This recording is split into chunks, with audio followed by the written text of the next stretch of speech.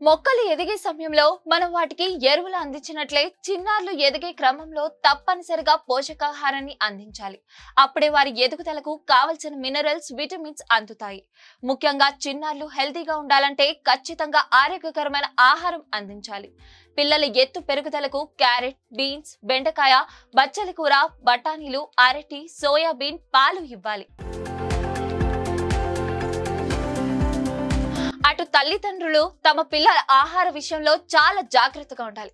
చాక్లెట్లు, బిస్కెట్లు, కేకులు, ఐస్ క్రీంలు కాకుండా మంచి పోషకాహారం ఇవ్వాలి. అప్పుడే సంపూర్ణ ఆరోగ్యవంతులు అవుతారు.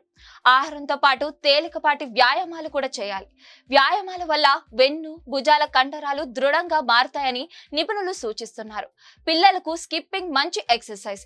ఇక మన శరీరంలో పెరుగుదలను ప్రేరేపించే హార్మోన్లు కూడా ఉంటాయి.